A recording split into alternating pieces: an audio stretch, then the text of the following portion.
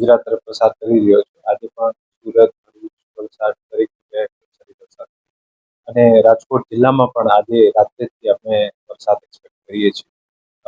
વરસાદની પરિસ્થિતિને ધ્યાને લઈને સ્કૂલમાં, આંગણવાડીમાં અને કોલેજીસમાં ભણતા વિદ્યાર્થીઓ કોઈ અવગણ ના થાય, કોઈ પણ તકલીફ ના થાય, આ ઉદ્દેશ્યથી આવતીકાલે જિલ્લાના તમામ આંગણવાડી, તમામ સ્કૂલો અને તમામ કોલેજો, નિજી અને સરકારી તમામમાં રજા જાહેર કરવામાં આવે છે.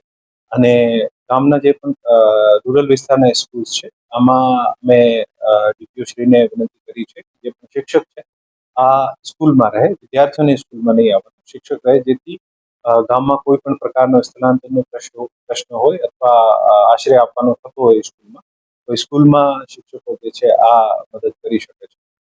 બાકી અત્યાર સુધીમાં રાજકોટ જિલ્લામાં નાની મોટી બુંદાબાંદી અમુક અમુક જગ્યાએ થઈ છે, મોટો વરસાદ નથી થયો અને આપણે અપેક્ષા રાખીએ છીએ કે આવનારા સમયમાં પણ વરસાદ જે છે એના મુજબ આપણે પ્રયત્ન કરીએ અને ઓછામાં ઓછું જાનમાલ હાનિ જે છે આ થવા દઈએ. આજે પણ મેં ગોંડલનો જે તાલુકાનો ડિઝાસ્ટર કંટ્રોલ રૂમ છે, ગોંડલના અમુક ગામોમાં પણ વિઝિટ કરી છે.